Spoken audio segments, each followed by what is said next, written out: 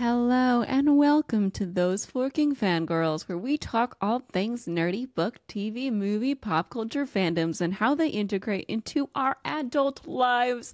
I'm Christine. And I'm Natasha. And today we're going to be doing a fun, lighthearted Hunger Games-esque episode where we kind of play out what would happen if we were in the Hunger Games and we could bring a team of 3 book characters in with us.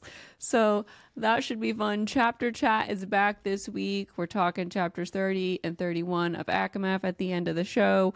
I've got What Right Now back this week. Everything's back. We're excited to be doing a laid back show.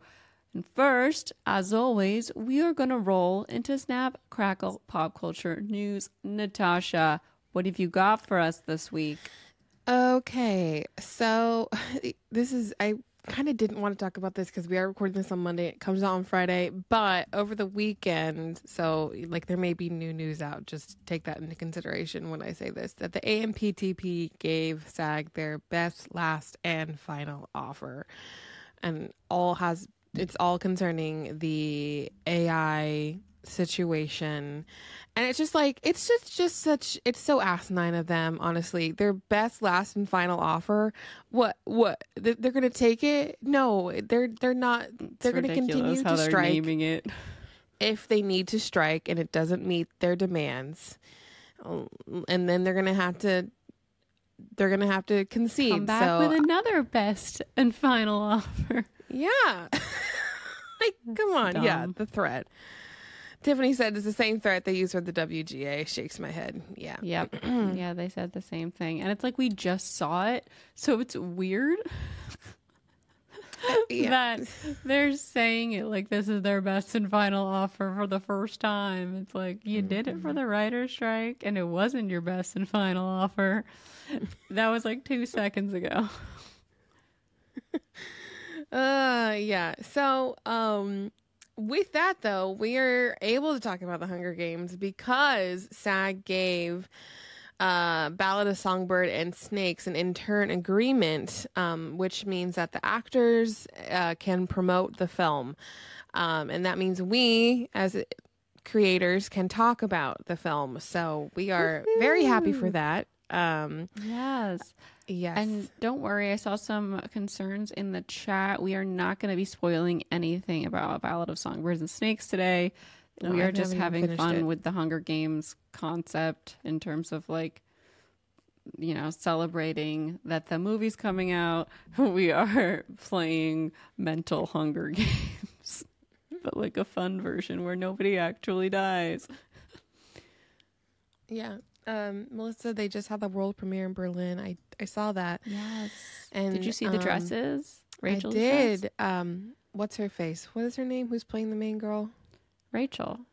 Oh yeah, Rachel Zegler was wearing a dress very reminiscent of Katniss's dress. It was like Girl on Fire. Mm-hmm. It was like when she spins and the fire catches along the skirt, which is really cool. And all right, we'll move into today in Taylor Swift news. Got a little bit of news today.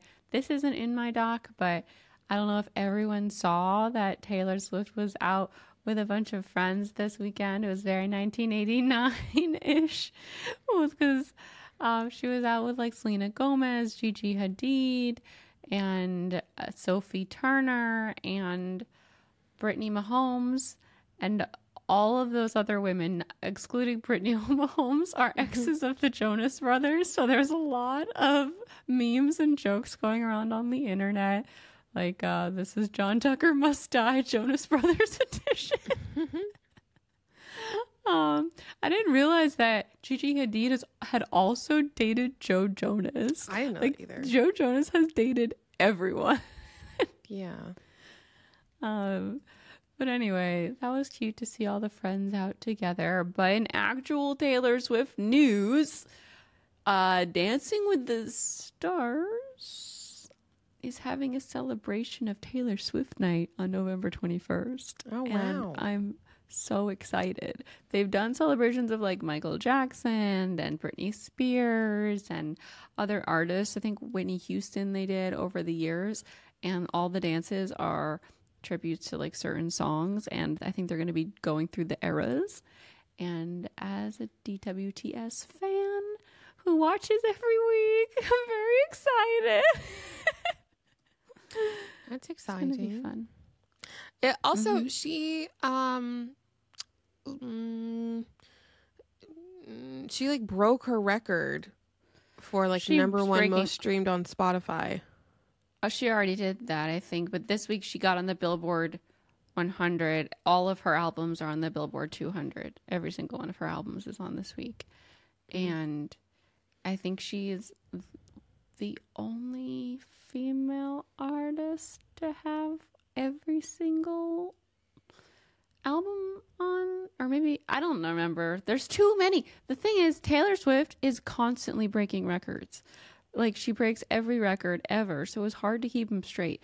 But I saw today in the chart data that all of her albums are on the Billboard Top 200. Well, no, I think the new version of 1989 broke her Midnight's record. Oh, for most streams in like a certain period of time. Yep. That's cool. I mean, not surprised. Not surprised at this point. But and the last thing I have got on the news today is, I forgot to talk about this last week.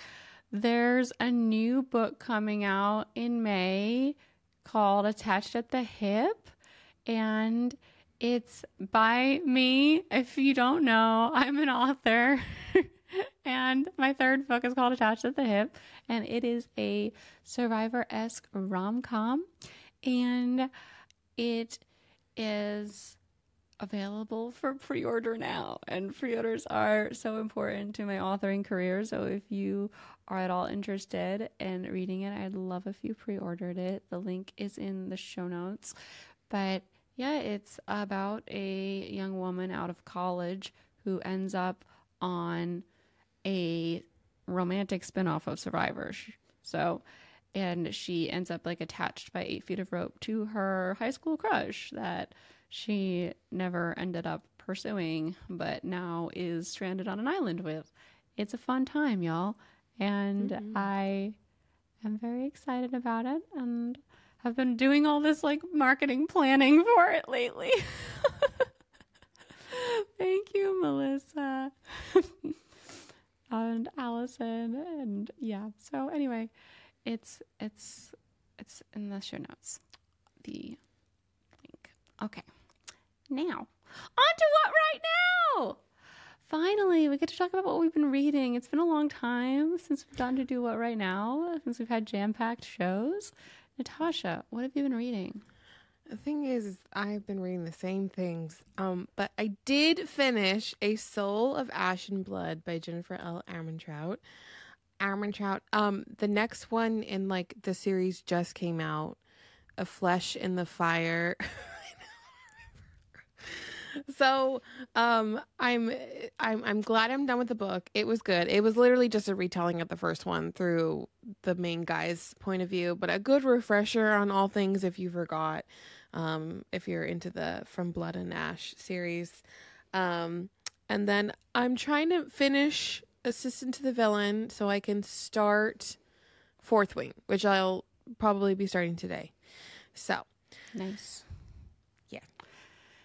I'm planning to start the Iron Flame at midnight, and vlog my reading experience, hopefully. I am back on a writing deadline, so I don't know how long it's going to take me, but I am going to try to prioritize reading it for like an hour every day, and I'm sure I'll get to a point where I won't be able to stop, so that'll be fun. But I did read and finish The Woman in Me by Britney Spears in one day. I got the audiobook and I could not stop listening. The whole day kind of ended up being listening to the book because I was so enraptured by it and by her story, and I was so in it with her. Like, I was so emo about the entire thing while I was listening. All I managed to do was like wander around kind of like picking up stuff around the house, and then I went super emo into yoga because I was at the part with K-Fed and how she was just struggling so much and he was never around to be a father. And yeah, it was really, really enlightening. If you've been following Britney Spears' story and at all are interested in what she went through, it's really nice. It's really beautiful to hear her side of the story, honestly, because it's been so shrouded in mystery for so long, and I cried a lot. There's this thing she said about how being in the conservatorship was like aging her backwards. Like she could feel herself retreating back to like being a little girl because she lost all of her agency as a woman, because she couldn't have her phone unless she was given permission to be on it for a little bit. And then while she was on it, people were watching all of her messages. Like her dad got all of her messages. She couldn't choose what she ate. Her dad restricted her diet to an extreme degree. She would like beg for any sort of sweets or any sort of like good like fried food or anything that tastes good. All that they gave her for like years were like chicken breasts and canned vegetables. It was just like horrible. She wasn't allowed to do anything unless she was given permission. She wasn't allowed to drive a car. She was given a $2,000 allowance every week. Britney Spears was. And it was just heartbreaking hearing the stories that she was telling. It was really, really, I'm really glad I read it.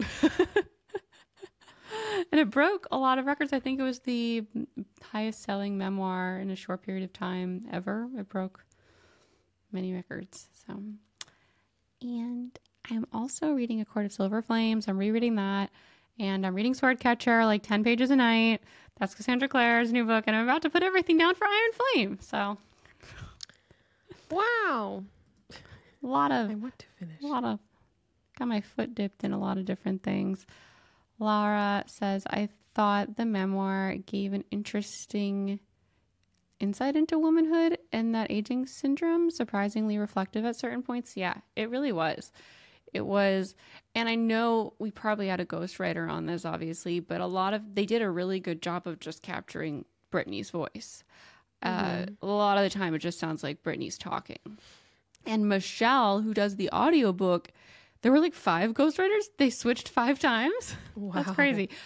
They did a good job of making it feel like it was one voice. So they were some talented ghostwriters. And I think a lot of it, like you could hear like repetitive wording, like it was Britney talking. You know what I mean? Like they would use the word love over and over and over again, and this word over and over and over again. Like it was coming straight from her mouth. So they did a good job. And yeah, the audiobook narrator is, what's her name? The woman, Michelle Williams? The one from The Greatest Showman. What's her name? Michelle Williams, yeah. Michelle Williams. Yes. She literally starts to sound like Britney Spears to me. Like after, in the beginning, Britney opens it up with a little forward and her voice has just kind of gone to shit, it sounds like. But Michelle Williams starts to sound like Britney's old talking voice. And then you just feel like you're listening to Britney. It was insane. By halfway through the book, I'm like, this is weird. Like she sounds like Britney in the early years. It's so weird. But yeah. Okay. We can't talk about what we've been watching yet. Hopefully soon. But do you have any product recs, Natasha? Yes. Okay. So I'm about to put up my Christmas decor, and last year Alex and I connected all of our Christmas stuff to the Amazon Alexa plugs, and there she goes. She turns on, and it was really helpful because we had like our Christmas tree attached. We had like all of our garlands attached, and we also have like our candle warmer, and so all we have to do is tell Alexa to turn everything on or turn everything off, and it made, like, you know, it's not that hard to turn off things, but you know, sometimes you forget and you want to save energy. So I suggest if you guys have like your house connected to Alexa, you should invest in those plugs. Yeah, well, she's gonna pick it up just and call then her she's gonna Lexi. play something. Yeah. So that's what we did last year. So that'll be set up again this year because I took all Halloween down. And so now we're going to put up Christmas. I'm going to do it early. Ooh. Excited for your Christmas redecorating. Why did I say redecorating? I have been prepping for Bellamy to come back, and I'm thinking maybe I should get the tree up before he gets back so that it's just up and I don't have to do it with him around.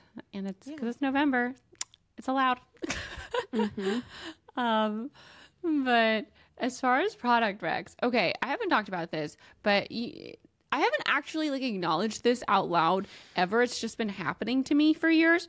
But you know how your electric toothbrush, there's that little section in between the toothbrush and where the head meet, and then it always gets disgusting over time, and like mold starts to grow in there, it like starts to get black over time, like long enough. Yeah, it's disgusting. And I'm just like, how do you get rid of this? Because I'll like rinse it off and it doesn't always make it go away, and it doesn't always like prevent it. And so I've been through, let's see how many, 1, 2, 3 electric toothbrushes, and I got a new one like I want to say halfway through last year. And maybe no, at the beginning of this year, okay? And then like I went to go to Forks, and there was like mold in between that I couldn't get off even when I soaked it in a bleach solution. So I looked this up, and apparently people's solution was to get this like little thing that sticks to the mirror that you can put the brush head in. So you take the toothbrush apart after you use it and just pop that on the mirror so that mold doesn't grow, so it could dry in between that section where the brush meets the mechanical part. And I've got this little doobly-doo thing that sticks to the mirror that has like 4 things that stick out, and you just like put the toothbrush between them, the toothbrush head between them, and it's been working really well. The mirror thing holds onto the mirror. It holds my toothbrush so it stays clean in between the brush and the mechanical thing. I'm very happy with it. I've been using it for a couple months now, and no gunk in my mechanical toothbrush. Hopefully I don't have to buy a new fucking toothbrush anytime soon. Yeah, because it's disgusting. Like, it's just, that goes so close to your mouth. You don't want to be putting moldy ass shit near your face. Gross. Yep. I'll link the thing in the show notes. So if y'all want to get, it came in a pack of like 5. So I'm like, wow, I'll be able to use this for a long time. Doesn't it help to switch the brush? It does for like in the beginning, but once like stuff starts to get gross under there, it doesn't matter. It's like on the actual mechanical part. That's the part that I was soaking in bleach solution. Don't you like scrub it? I scrub mine. Don't scrub it after I brush my teeth every single time? No, not every time, but like once it starts to get like built up, I like take mine apart and like scrub it with Dawn and bleach. I don't just soak it. Nothing was happening when I was scrubbing it. No, I already tried scrubbing it. Once it gets black, it was black. Okay. You have to let them dry separate for nothing to start building in between underneath it. And I'm not like, the thing is with a toothbrush, you don't see it until it's already gunky, and then underneath that gunk it's like black, and that doesn't come off. Gross. Nasty ass shit. Yeah. All right, we're gonna roll on into our main discussion, but first I want to take a second to thank everybody listening. Thank y'all for being here. We could not do this without your support. If you're not already, we'd love it if you followed the podcast in your favorite podcast listening app, whether that be Apple Podcasts or Spotify or one of the more niche ones. If you like the visual show, or if you don't know, we do a visual show. It's on YouTube, youtube.com/@thosefuckingfangirls. You could subscribe there for free, so you get the visual show every week. And you can follow the podcast on your favorite podcast following app, like I just said. We would love it if you enjoy the show, if you would leave us a review on Apple Podcasts or rate us on Spotify. If you have any feedback, we'd love to hear it in the comments on our visual version on YouTube. It's really easy to comment there. We love hearing your thoughts on all the different things.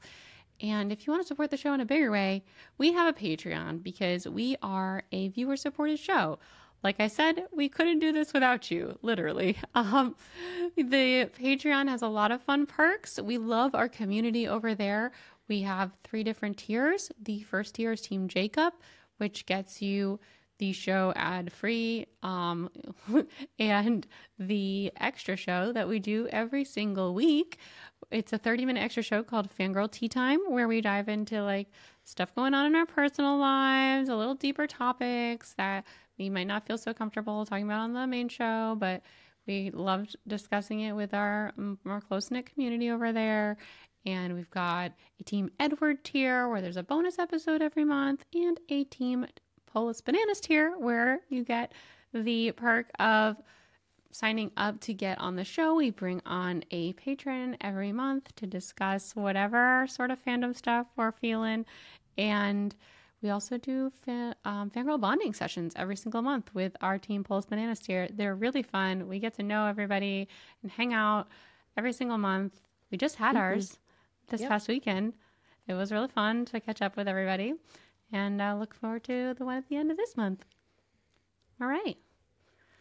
Woo. We're going to move into our main discussion, which is basically a simulation of the Hunger Games if we were drafted in. All right. So, Natasha, your name has been picked from the fucking bowl. And so has mine.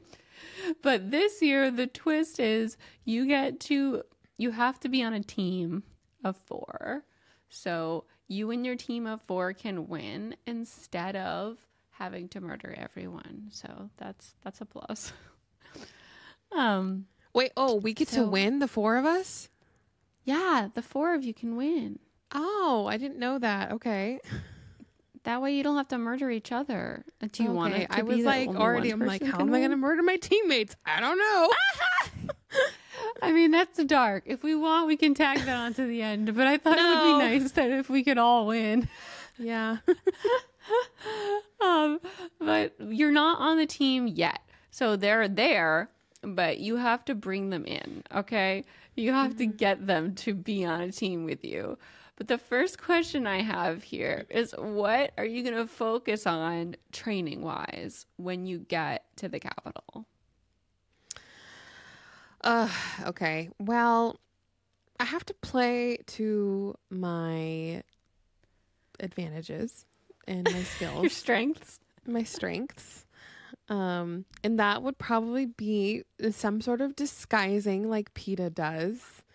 Because I'm creative and I do makeup and I make things. And I was thinking like, crafty. I can like, I could learn how to make a shelter or something, like a disguised shelter. Like that would be something I would probably do. And then I'm thinking, I'm like, I don't really like to be in the fight. So maybe some like sort of sniper tactics, where I can like, sit from far away and then shoot from far away and kill people. And then if I have to get up close, because I am a big girl, I'll probably focus on some like weightlifting so I can just beef myself up.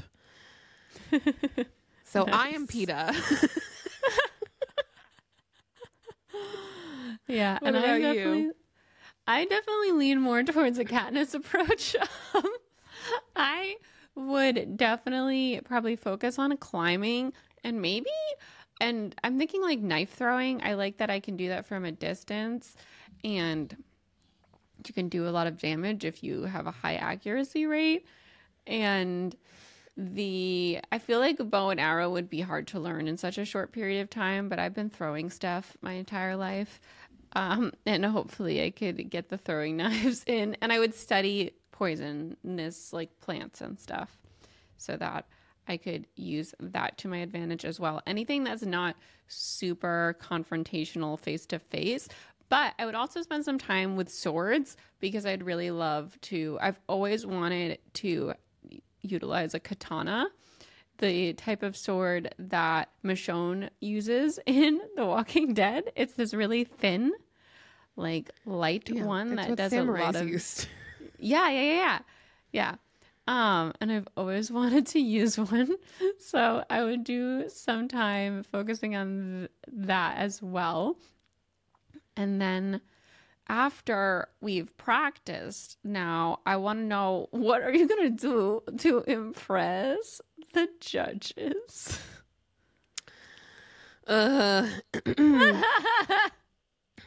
Well, because a lot of these people in the Hunger Games like impress them with their charisma, or their like Peeta and his manipulation tactics. On what manipulation tactics in front of the judges though? Doesn't he draw? I mean, he does play mind games, but doesn't he draw like Rue on the ground? Oh, and he throws around the a bunch of judges. bags the I thought you were first talking time. about like when. Okay.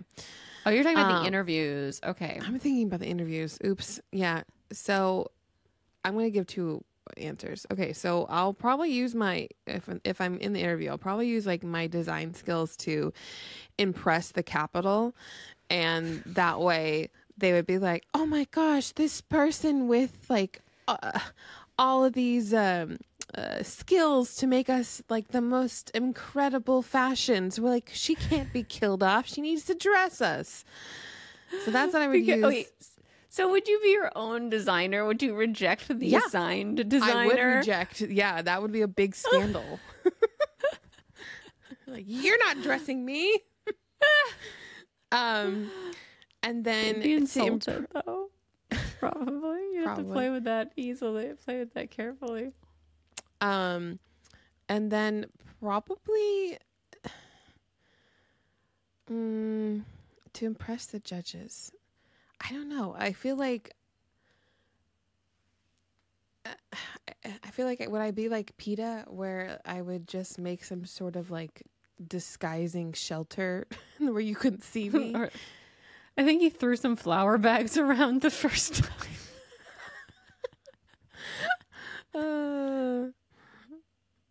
Yeah, I'll probably make like a little just like a shelter that is invisible. An invisible hideaway shelter in front of the judges. I feel like, okay, it depends on like the setup of the room, but I would probably do some sort of like balancing routine, like a gymnasty thing where like I climb up stuff and walk across stuff and maybe like set up a slack line and do some like tight-ropey things to like show spryness and agility or something. And if I did master some throwing knives, I would throw some knives at the bullseye.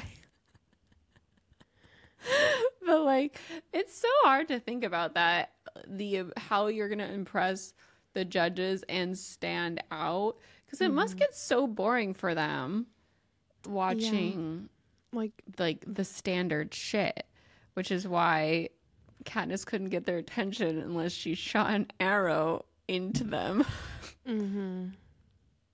Smart. Sophie realizing I have no skills to use in front of the judges. Yeah, you really have to think about it, because I'm sure you do have a skill, but it's like, how do you twist it into something murdery? So dark. Like, because in the second time, so in Songbirds and Snakes, we're too early on. This isn't even a thing, so they don't have to worry about that. Mary showing off my yoga skills to the judges. Yes, same.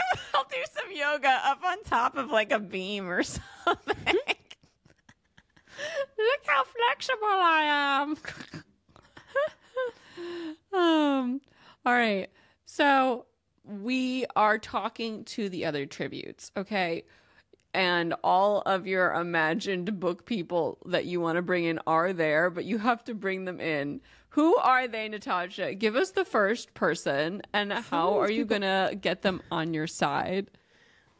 First of all, there was no talk of that they had to be book people, so Oh, they don't have to be. Sorry, I was saying book people, but they could be book or movie characters. Okay, so who's on my team? And like, I'm scouting around, and these are the people? You're scouting around. Who do you see and lock in on first, and how are you going to bring them into your team? Okay, well, because I only feel comfortable talking to women typically, Same. I am going to lock in on Alice Cullen, because one, I don't think she's going to let people know that she can see the future. I think she's going to let that like stay in close. But I think what's going to happen is that because I'm my own designer and she loves fashion, that we're just going to be instant besties because we have fashion in common. And we will feel most comfortable around each other because we are the same. Who's your first one? Nice. All right. So luck should have it. Selena Sardathian is here. And wow. I need to get her on my team because she's obviously going to win. I don't know about that. Alice can see the future, so she can evade. Alice, I feel like she can't use her powers in there, though. That's the whole thing. What? They can't use their actual abilities in there. No magic. Okay, well, she's still a vampire. She's a vampire. She is. But Selena Sardathian's the best assassin that ever lived. And depending on without perspective. I don't know. Everyone's dead. And she's the queen of everything. All right. But anyway, so Selena loves dancing. So we're going to first, I'm going to just talk to her and bond. And then I'm going to invite her to sleep over. And like, we're going to make up some dances together and film them for like socials. Socials. And bond over her boy troubles. And then the next, and I'm going to tell her my plan. Like, we can have a team of 4. I heard that there's this new twist and you don't know it yet, but like we should be a team. And then I'm going to tell her that I'm planning on bringing in 2 other people. And I've already researched them. So she can help get one person and I'm going to help get the other. And we'll divide and conquer these boys that we're going to try to get on our team. Oh, that's a good thought. These what's going to happen? Who's the next person you're going to talk to? Okay, so the next person I'll be talking to would be Nebula. Okay. I think Alice and I will approach her because I foresee a Nebula being like the loner girl that no one wants to like talk to or be around. She's like Nesta before her arc. Yes, truly. And we are going to show her some love and attention. So technically, if they have no magic powers, can Nebula still have like the fact that her body is... Yes. Okay. Yes, okay. It's not magic. Yeah, she's not magic. She's just skilled and half robot. So yeah, I think she would be like in a corner, like not one talking to her because people think she's weird, and we would be nice and we would just go up and and want to be friends. And so she would be like, don't talk to me. Yeah, but then Alice would use like her cute little skills and would get her talking, and they would have a bickering relationship, I feel. Truly, or her and I would just be like, shut up, you're fine. All right. Yeah, Nebula and Alice would be iconic, Sophie. I was like, who can I add to my team that is not magic, but is really cool and would be so helpful? And also, like, Nebula doesn't die. Like, so many things can be chopped off her body, but she would never die unless, like, you literally just stab her, like, in the face. She has to be torn apart, I feel like. Yeah, and then she wouldn't really be helpful because they would tear her apart. Yeah.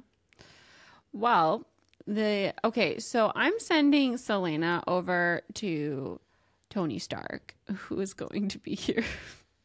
And Tony Stark's going to be our idea man. He's going to invent shit for us to capture people or make up plans so that, we can evade certain things and murder everyone without getting murdered ourselves.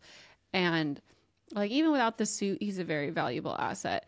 And then I'm going to go after Jace Wayland, who is admiring the weapons on the second day. And I'm going to be like, hey, Jace, I love weapons too, and I like just don't know much about them, and I'm gonna like let him mansplain them all to me and bond over our love of weapons. And because he could talk about weapons all day, so I'm gonna just lean in and learn what I can, because he's a master of all of them, and he'll be the one to teach me about the knife throwing, because I feel like he's an expert at it. I know Selena probably is too, but I'm gonna let her do her thing with Iron Man, because I need to get Jace. And I'm gonna learn as I talk to Jace that Clary unfortunately got sucked into a different dimension ages ago, and they haven't seen each other, so they're separated. And so I'm gonna slide into his metaphorical DMs with the weaponry. It's gonna be great. He's going to fall in love too, and he's going to be torn because he also has Clary, and he'll never give up on her. But right now we're in a life or death situation. So like, you might as well give in. Still in the picture. No, she's not though. It's been hundreds of years. She's in a different dimension. Oh. With a different Jace. Oh, okay. Mm-hmm. So multiverse Jace. Yes. Yes. Yes. All right. Who are you bringing? What man are you bringing? All on right. board? So I've got my weird girl gang together,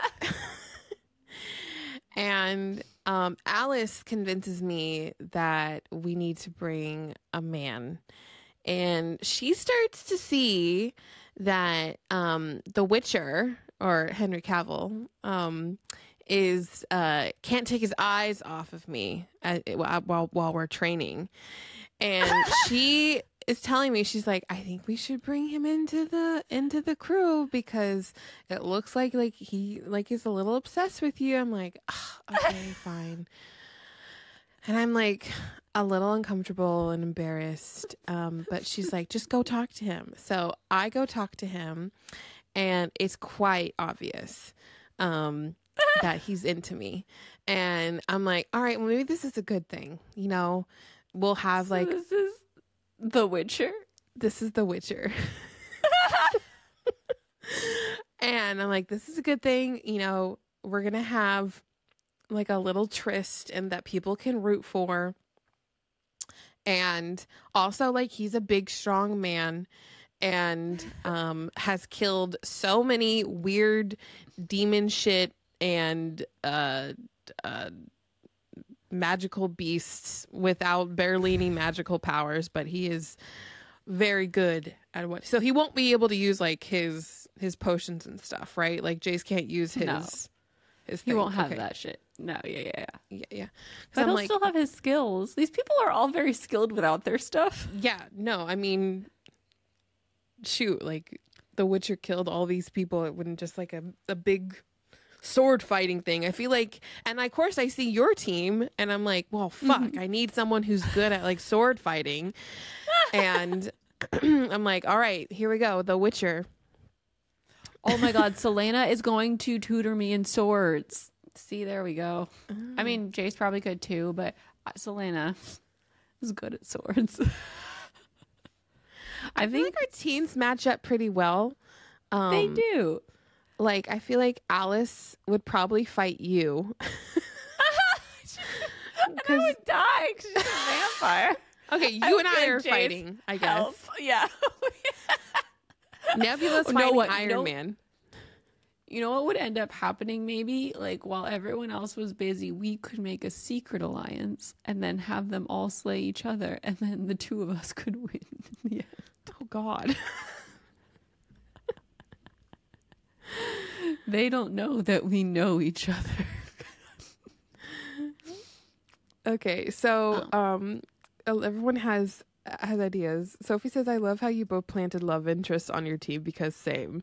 Miri says, I love the whole narration of the group origin story, not just a list of names. This is a whole fan fiction, Sophie. A love interest is a must. So we said, right? New strategy is to create a love triangle square to make the capital people keep us alive for the drama. For the drama. Yes. So I think Selena and everyone on my team would just bicker constantly. Like Jace and Selena, can we button heads up in here? They would eventually bond, but like I think they'd get mad at each other a lot because they'd both want to be the alpha of situations. And Iron Man would just roll his eyes. Maybe I'd like bond with Iron Man while they were fighting. That's probably what would happen. And my Iron Man would be like my father figure here. And he would be like the BT on my team. And what's a BT? BT, like BT makes inventions, you know, from Catching Fire. BT. He's one of the winners, the victors. He's played by the guy from Westworld. BT. Yeah. Yeah.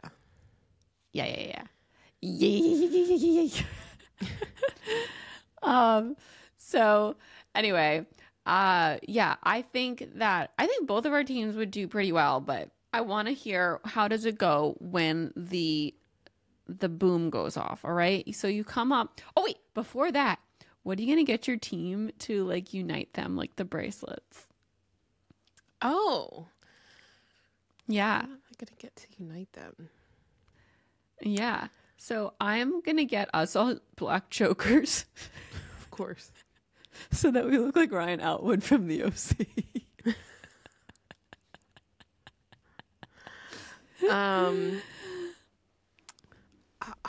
I probably like whip up some sort of like scarf buff thing. Scarf? Yeah, like a Survivor buff. Yeah. That way it can be used for several. That's going to be pretty things. Obvious. Pretty obvious that you're on the same team. No one's going to notice. True. Okay, we're not supposed to tell people we're on the same team. Damn it! It's got to be a secret team. Oh, okay. Well, we're all going to have the same nail polish. Nice. I like it. What color? Like a green color. A green color. Okay. Laura is saying, but Selena would win, right? Against Jace. You know, I think it'd be a tough showdown because if Selena can't use her powers and Jace can't add any more runes, I think it might be evenly I mean, Jace has angel blood, but Selena's got other shit going on. I don't know. I mean, Jace is pretty fucking spry. And so is Selena. Like, they might be evenly matched if you take away their magic powers, right? But, like, her will?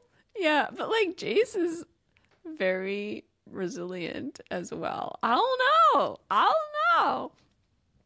We'd have to see. That's why they're on the same team. They don't have to fight each other. They just bicker. And her inventing and tricking people. But, like, Jace is a smart cookie, too. And I'm on his side. So I would not. So are you the alpha of the team? Each other. Or who's the alpha of your team? I'm the team captain. I'm the team captain. I brought everyone together. That's my skill. Okay. That's my skill here. So I will help arrange and make peace between anyone who's bickering because I know we're stronger together. Okay. So now we're all up on the platforms, right? The boom goes off. Okay. What are you going to try to get from the cornucopia? I think, honestly, we're just going to send in the Witcher and Nebula. And then get Alice, everything? Yeah. And then Alice and I are going to run into the woods. Well, I don't know. Wait. Are you going to run on her back? So, no, okay. I think I remember doing this. Okay. So I think like Alice and I run into the cornucopia, and then the Witcher and Nebula are like the people who are keeping us safe as we like Playing gather defense. and try to get all the little like the supplies that we need to make our shelters and food and gather the weapons. And like I throw a weapon to the Witcher, and then Alice throws a weapon to Nebula, and then or several weapons to Nebula so that she can like put them into her body somehow. And then once we have that, we are going to dart out into the forest or wherever we are and start to make a shelter. But I think as Alice and I dart into the forest, I think the Witcher and Nebula are going to try to slice up as many people as they can on their way. Damn, that's to us. brutal. That's brutal. Okay, my strategy is going to be like to get the rope like Katniss had, and hopefully Selena grabs some swords, and I'll get some knives. Jace will get everything he can get his hands on, and my strategy is going to be climb a tree and hide until more people die, and I can send like Selena or Jace down there to do things, and Iron Man can help them strategize, and me will help them strategize, but I'm not getting down from the tree. I'm going to send, maybe I'll get down to try to like get some food during the night or something. You know what I'm going to try to get from the cornucopia? Food. That's what's going to be my focus. I'm going to get the granola bar back to hold me over until everyone dies. Oh my gosh. I'll be in charge of food and water, and everyone else can defend me and murder people. Oh my gosh. I think Candace had the right idea. Hide until everyone's gone. Yeah. I feel like I don't want to hide. I feel like we'll have our shelter and everything, but I feel like I want to start like just getting rid of numbers. Well, you can do that. And I also get rid of the numbers. You're right, and you hide. But I also want to be in a position where like my life's in danger, and then the Witcher has to come save me, and and then that'll be like the big drama for the TV, and we'll get like all the little parachutes of stuff that need to help us, and then he has to nurse me back to health, and we have like a really tender moment, and and then someone else like tries to kill me, and then he'll go like, mine. It'll be all part of our master plan to have Selena Zardathian kidnap you. Yes. And bring you back to our tree. And he has to come and rescue you. And then my team will take out the Witcher. No! And it'll be so dramatic. You'll have to try to save him, but in the end, maybe he'll go down because it's 3-on-1 because we set a trap. But then you'll have Nebula and Alice coming, flanking. Mm-hmm. And then I'll run away and let everyone else take care of it. Oh my gosh. Oh my God. Well, it would be like tragic. This would end in tragedy because both of our love interests would probably die. Mm-hmm. Now, is it only one person from your team has to survive to win, or does your whole team have to survive to win? I think only one person from your team has to survive to win, but your team can win together if everyone survives. So that's why it's so sad.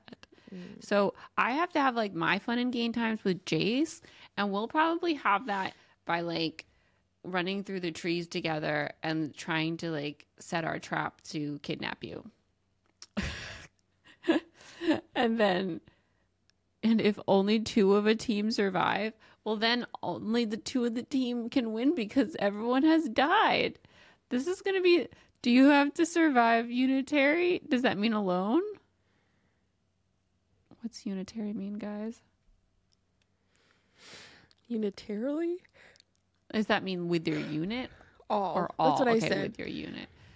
Yeah. I think it doesn't matter. I don't think your whole team has to survive. Yeah. But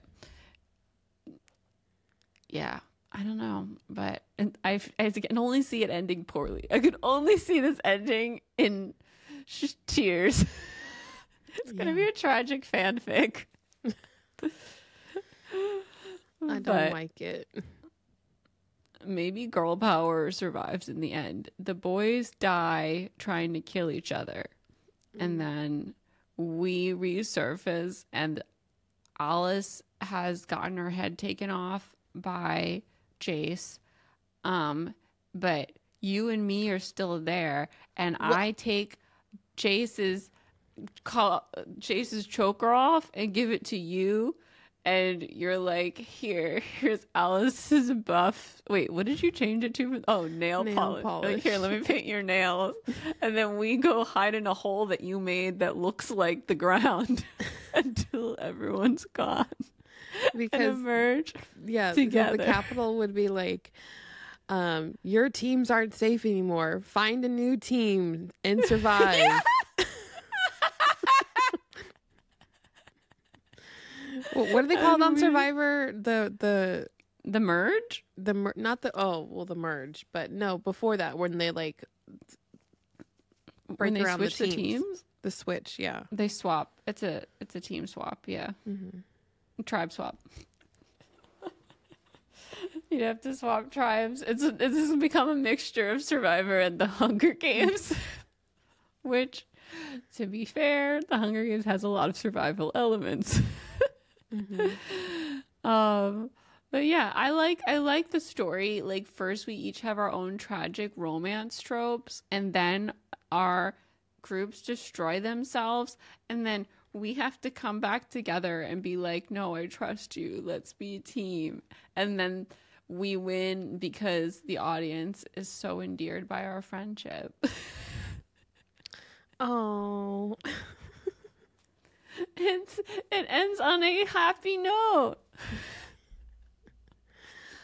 Well, that is the 74th annual Hunger Games. Yeah, and then Nebula comes out because she put herself back together, and she's like, can I be friends too? And we're like, fine. That was the time. If you had to murder someone, how would you do it? Oh, this is going to sound really bad, but I'll, like, at the beginning, I was thinking, I'm like, I really want something, like, heavy to, like, throw around, like, maybe a hammer or something. Like, I would probably do it. I would probably just, like, bat around them. I would probably try to do the poison thing, the fox face method, which... But wait, does she just get killed by poison, or does she poison people? She just gets killed by poison, right? She gets killed. I don't remember who poisons her. Well, they just leave the berries out because PETA collects the berries, and Katniss is like, PETA, don't eat those! And so he doesn't eat them, and they leave them out, and Foxface sees them and eats them because she thinks that she's just taking their food. But really, they're murderous. Okay, but Katniss, I feel like, knows all the poisons, and I would utilize that sort of situation. Mm-hmm. All right, because I don't want to, like, actually physically murder anybody unless it's absolutely necessary. Because that sounds horrifying and traumatizing in a whole new way.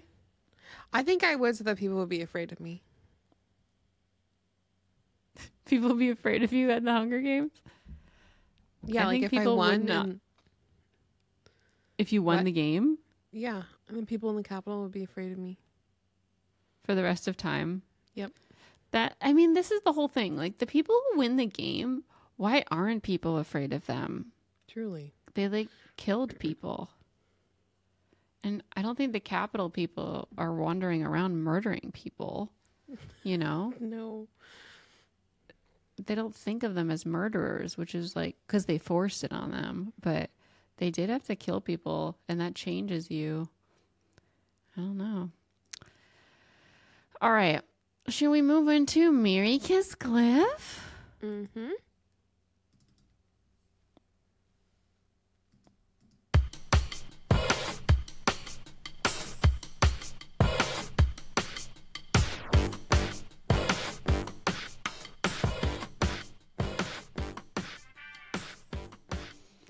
All right. I put together this Mary Kiss clip today. We have Adam Brody, who played Seth Cohen in The OC. We have Sabrina Carpenter, who is Sabrina Carpenter.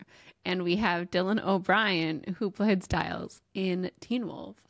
Who are you going to marry? Who are you going to kiss? And who are you going to clip? I feel like this was very difficult, but maybe not for you. Maybe not for you. I don't know. Are you just going to cliff Adam Brody? I feel like maybe. Probably. So I'm probably going to cliff Adam Brody because I don't really care about him. Here's the thing. Christy and I have very different opinions on the men that we like. So Dylan is, I just like, I don't really like, I mean, I like Dylan, but I think I would be exhausted by him, honestly. So I'm probably just I'm going to kiss Dylan O'Brien and I'm going to marry Sabrina Carpenter. I think she is like the cutest little thing we would have so much fun. And she's a pop star, like a little princess pop star. And we have the same style. So definitely marrying Sabrina. Nice. Mary says, you can be a Witcher and a Dylan girly. Not for me, babe. It's true. I haven't thought this through. I think I'm going to marry Adam Brody. And I'm going to kiss Dylan and unfortunately cliff Sabrina. I love her, but like I love Dylan and Adam. They play my favorite TV love interests. It's so hard. I feel like, and then I would give Sabrina a parachute so that she can live through the cliffing. You would give her a power? A parachute. Oh, a parachute. So when I pushed her off the cliff, she would just float down to the bottom. Oh my. I want to ask you, while we're here on the Hunger Games topic, did you end up finishing Ballad of Songbirds and Snakes ever? No, I never did. Okay, so you're just gonna watch the movie. What's gonna happen is I'm gonna finish the book. I'm gonna read Fourth Wing with my eyes, and then I'm gonna continue on with Ballad of Songbird and Snakes. I don't know how much time I have left on that book. Let's see. Yeah, you should definitely do the audiobook, I feel like, for it, because it's hard to get through the whole thing. I have 13 hours left of the audiobook. Holy shit! So you're at the beginning. Mm-hmm. Okay. For some reason, I thought you were like halfway through. All right. I have not watched like any of the recent trailers, and because I was like, if I'm not going to make any more content about this, then I don't want to spoil myself for it. And now I'm like, do I watch them and like do reactions? Is it way too late? Do I just not watch anything and just go see the movie? I don't know. Yeah. I mean, have you been watching the trailers? Nope. No. Honestly, I haven't been watching any movie stuff. So I don't watch trailers typically anymore, unless it's like the first or the second one. It's only that I only watch them for book stuff, so I can cover the trailers. So it's been really weird being so out of the loop on all the PJO and Hunger Games news. There's like a Hunger Games renaissance happening. Like all these new people are reading the book. Mm-hmm. Which is very exciting, and I wish that like we could talk about how now we can. All right. We're bringing back Chapter Chat this week. Now, if you don't remember, we've been rereading A Court of Mist and Fury by Sarah J. Maas for a while now. We're on chapter 30, and I think we left off with her and Rysand finally starting to kind of like flirt. They were sending the notes back and forth with each other. Yes, they were sending the notes back and forth, which is amazing. That's the highlights of the chapter so far have been the notes. And now we're rolling into training. She was ready to train with Cassian. So here we go.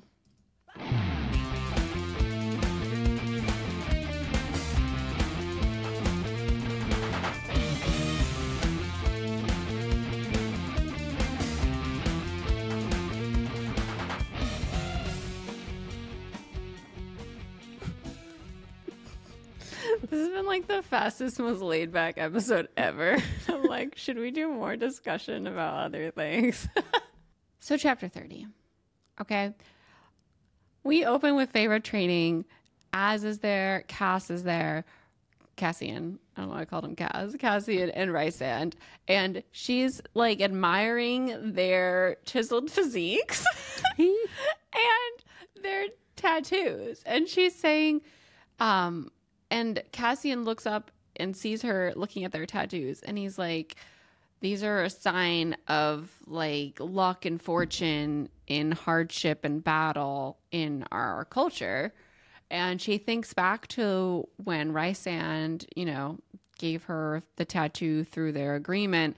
And she's like, oh, maybe he was giving me that as like a sign of like luck and good fortune in this upcoming battle against Aramantha, which is cool. She's kind of reframing everything. I feel like we had a chapter where, okay, so after this, Cassian says, like, when are we going to talk about the fact that you sent a letter to Tamlin and said that you're never going back to the Spring Court? And she is like, I don't want to talk about it. And we get like a classic, like, punch out your feelings scene while they're training. Yep. She's like, I don't want to talk about it. And then she just starts being like, I'm fine, punching stuff, but she's thinking back to all these moments with Tamlin again, which I was going to say, I feel like we had a chapter like that where she starts reprocessing, but I guess she's still reprocessing. And this is where like she lets all that emotion bleed out through sweat because she's punching the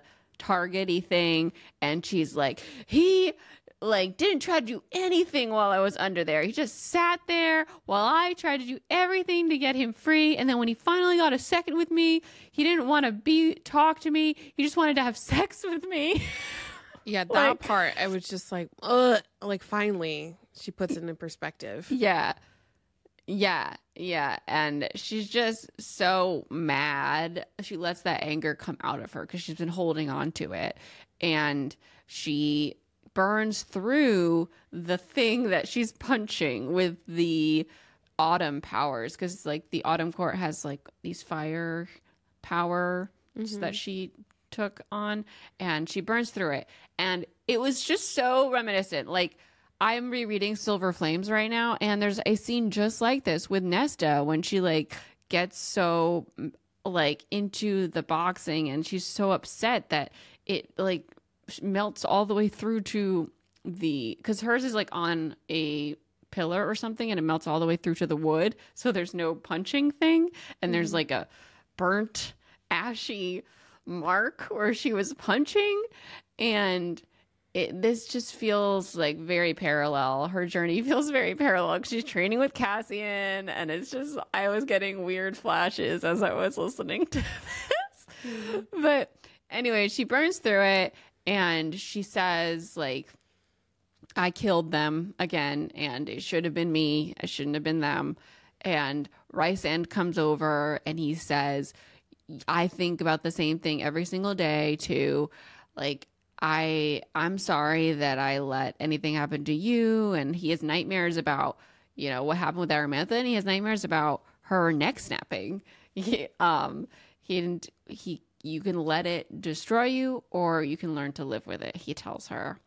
And she, it's already kind of had this lesson, I feel like, but it's maybe sinking in more now. And she is paying more attention to her feelings for Rysand. She's like, again, noticing that he's really attractive. And it's just getting flirtier. Like, she keeps looking at everyone's rippling physiques, and she tells Rysand to put on a shirt. And she's like, I'm surprised there aren't more mirrors in this place because you love looking at yourself so much.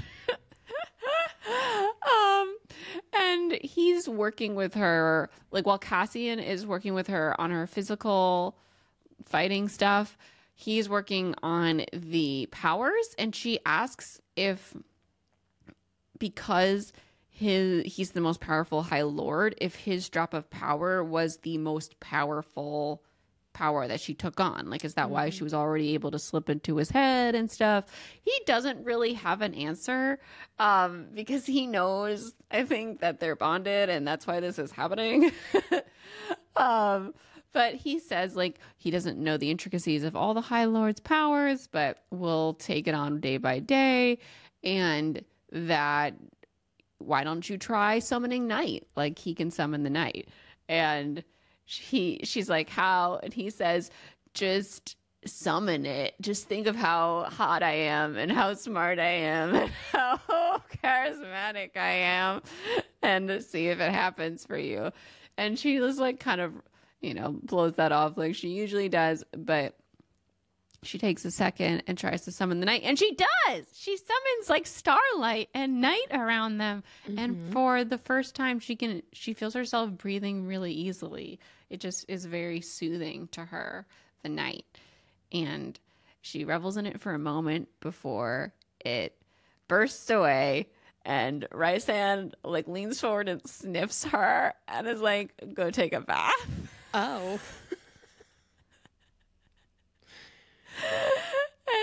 And she's so annoyed. She's like, has Cassian fly her back to the house instead of Rysand. He's like, we'll work on this later. You go take a bath. So that's chapter 30.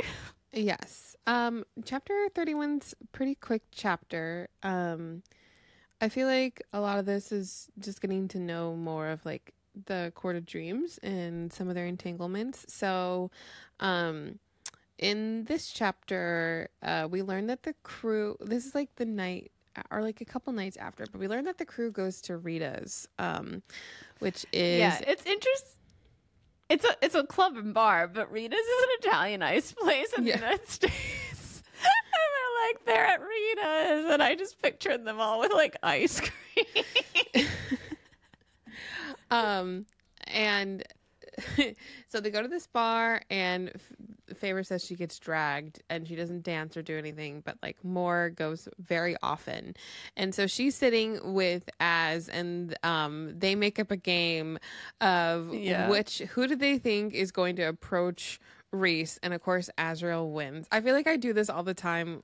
I go to like a hoedown throwdown bar when my cousins are in town, and then Taya and I make up a game of like which couples are actually together or which are just dancing for fun to do the what is it called? I think their game is though like who will Reese say yes to when they approach him. Well, Reese doesn't say yes to anyone.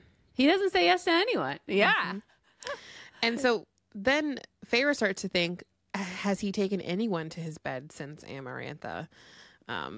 Because obviously there's a lot of trauma there. And then we get, Feyre starts really kind of thinking more about Moore and Cassian and Az. And she kind of witnesses a tactic that Cassian does to take the brunt of whatever Moore does, so that Azriel doesn't get like all up in his feelings about her, and gives like Cassian a look, and he's like, stop it, because he kind of like plays with Moore so that Azriel doesn't feel bad. Anyways, it's not fun to watch, because it's like, you know exactly what Moore's thinking, and I'm just so sad that she doesn't feel comfortable telling them, or like knows exactly who she is yet, and to be able to show that to people. It's like she's very much what's her face from College Life, Sex Lives of College Girls, Renee Rapp. Yeah, she's very much like Renee Rapp in like the first season, I feel. Before she comes out. Yeah. And so they're all like, I don't even know where they are at this point, but I think they're just at the house. I think they're back in the training grounds after the training when grounds. they're talking about the summer court. Is that what you're talking about?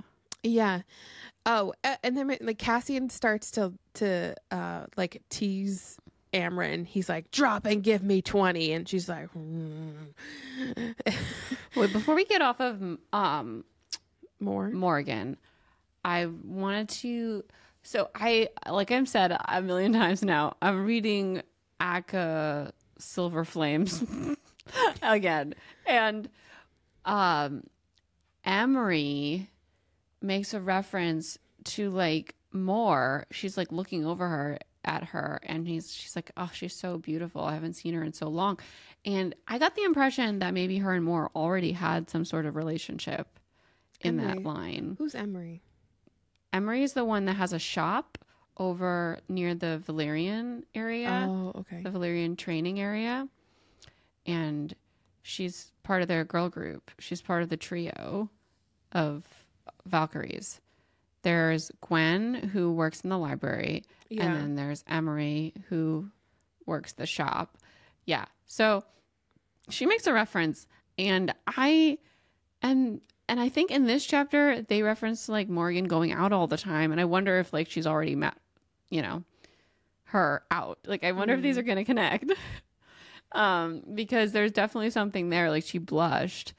And now reading this, I'm like, I wonder if we like see any of these characters without knowing their names in ACOMAF, So anyway, all right. So then they go home and they're like at the training place again.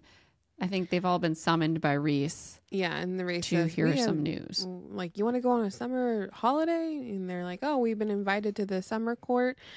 And he's like, yes, Amryn, Feyre, and I will be going. And then Cass is like, why do I get to go? Blah, blah, blah. He's like, well, the last time you were there, you bulldozed a building or something. And they're afraid of Amryn. Amryn's He's like, banned. Banned, yeah. And like, Cassian's been banned from the summer court. And Amryn's like, I don't really want to go. And then Reese is like, just think of all the things that you could steal from there, because their new High Lord is so young and he has absolutely no idea what the summer court has. And one of the reasons, I think the main reason why they're there is so that they can get the Book of Breathings. So that Feyre can steal it. And Feyre's like, Feyre, curse breaker and thief. Yeah, she's I think Rysand makes a reference though that he needs Cassian to be watching the human realms, and he needs Az to keep trying to get in with the human queens, because they still have the first half of the Book of Breathings. So, and we need the Book of Breathings because Feyre might be able to read it, and then they might be able to use it to disable the powers of the cauldron. Or lessen the powers of the cauldron or something. Yeah. Yes. So it really was like kind of a nothing burger of a chapter, but it does end with some flirtation. Yeah. I think they go down a corridor or something, and Reese tells Feyre that he can't resist sending her notes. Yes. And that she and then he said just what? Yeah, watching him.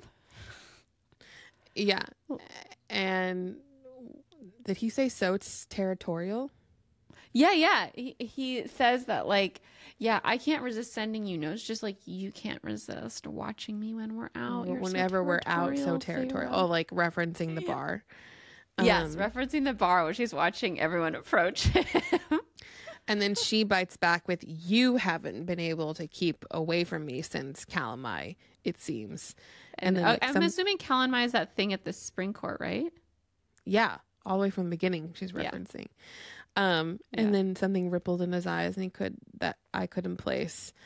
And then, like, total change of subject. He goes, I can't wait to see what the sharp tongue of yours can do at the summer court. And then he disappears, vanishes. Yeah, he's like, shit, that's when I first felt the bond. Yeah.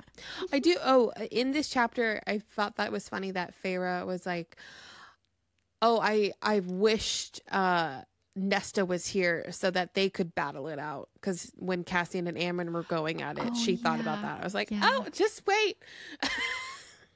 Just you wait. Just you wait. Yeah. It was, they were like some easy kind of chill chapters. And I think we're going into the summer court, hopefully next chapter. I love the summer court adventure. I don't like remember it in detail. I just remember being badass as fuck. Mm-hmm. Do you remember it? No. Do you remember? Most of the middle of this book is just to me. I just remember the beginning and the end. I remember there's like a really epic fight sequence, and then there's this sequence where they need help from like the water people to get them out of this underwater chamber where the Book of Breathings is. So it's intense. It's awesome. All right, folks. Well, thanks for joining us for our more chill episode this week. Anyway, we put out new episodes every Friday.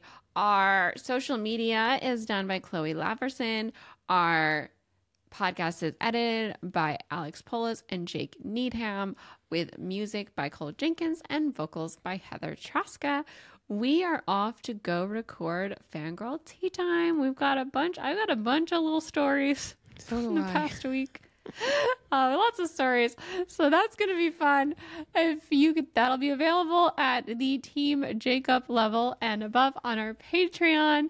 And we will see you next time. I'm Christine. I'm Natasha. Bye. Bye. Thanks for listening, y'all.